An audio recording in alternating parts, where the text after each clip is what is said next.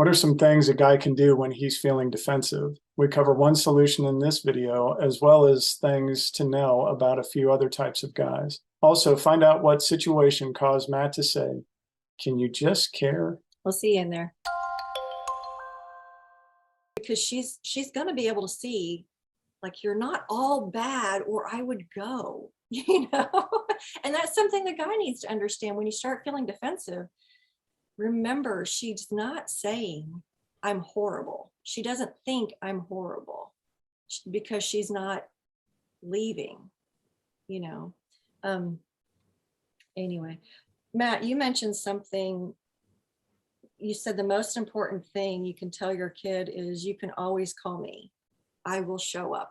Might not be able to fix the problem, but I will show up, and you never have to fight alone. I mean, that is what makes up secure attachment, where the child can be secure enough to go to bed and to fall asleep, and to understand that whenever he calls, you will be there, or he can go to school, and if he's bullied, he can come home. Or he can go driving, and if he gets, in a near miss accident, he can come home, and you're going to understand and be there for him. I mean, that's what secure attachment is you have a home base, but you take all these, risks of going out and living life, but you have somebody to come home to. Mm-hmm. So, but there's also something you said about, it's not about fixing it. That's huge. A lot of guys that we work with get, they escalate simply because they feel like they have to fix it, and they don't know how. Mm-hmm. So early on, they have, when they first come to us, they have no tools on how to fix it. So it's just like, okay, just for now, you can fix it by just listening to her and letting her hear, like, I can imagine that feels like blank, Most of them can't go that far. They don't even know what it feels like. But they can try. But yeah, they can try. But then we give them tools, and then we remind him, you know how to do this. You know how to fix this scenario. You know how to help her with her triggers. You know how to do it. You did it fine. Just do that again. You have the tools. We've taught them to you. Now let's practice them. So, then later you actually know how to do it. But I think that the guys get so much into fixing mode that they start becoming lost. And really, once a guy understands, I know what to do, it takes like probably 80% of the defensiveness away. Mm-hmm. Because it's like, if he's like, but I need to defend myself. Once you give him something to do, okay, instead of focusing on that, here's how you make her feel better. Hold her, or don't, or give her space, or, whatever it looks like. But once you start giving him like actual steps to do, it changes his focus, and he goes from being defensive to like, now I have something to do and I can make it better, instead of, not understanding is going to make it worse with the defensiveness. And that's why I love, to the point we put it on the book cover, the idea of good people can be bad spouses. Well, it originated as, good men can be bad husbands. This is not often this idea of invalidation and trust erosion that occurs in relationships because of a serial invalidation habit and conflict pattern has often very little to do with character. And I just wish, like, the guys who become self-aware about it. It's not about you being bad. It's not always even about you did a thing that could be deemed bad. It's not bad.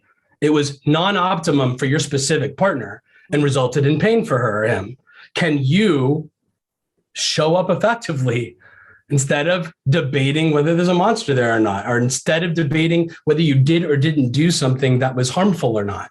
Can you just care that on the other side of the equal sign, a person you love is in some degree of pain?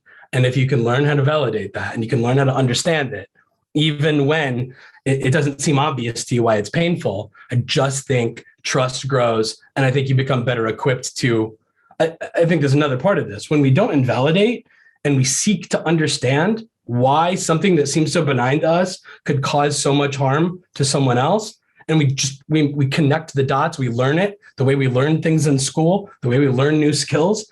Oh, she or he or whoever feels bad when this happens, and here's the reason that they experience it that way. And if I can just decide to care about that, well, that means next week, next month, next year, 5 years from now, when that same situation arises, I am now aware that this type of thing adversely affects the person that I care about. And I can now participate in real time as life's happening in meeting their emotional needs.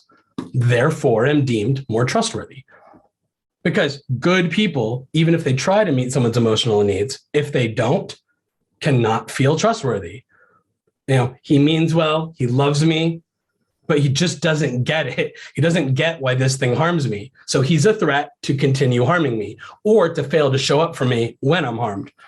And I just wish, instead of being defensive, we would embrace the opportunity to like dive in to help me understand this, because I want you to count on me as we move forward in life together, that this will not happen this same way again.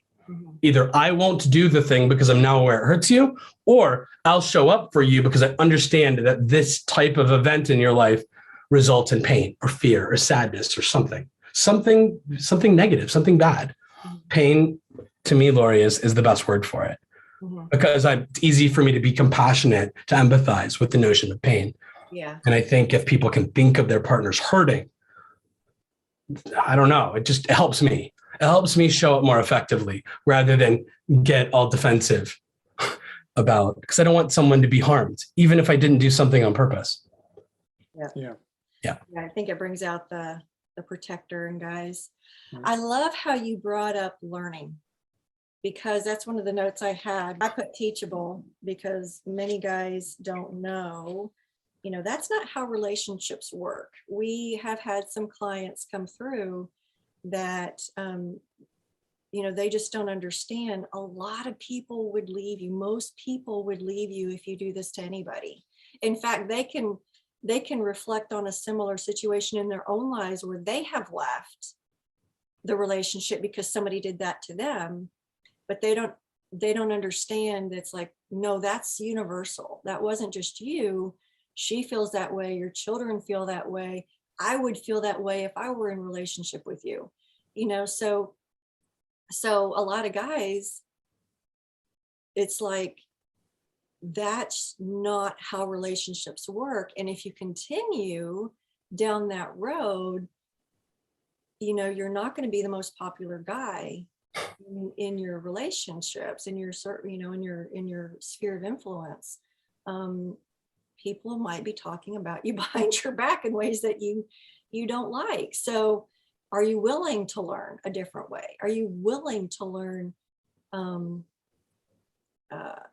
what's more helpful to relationships? And typically they are. But that's where I think it goes back to the agreement versus validation. Like, you might be able to agree that, or a guy might come into a relationship thinking porn is okay, porn is, nothing wrong happens with porn.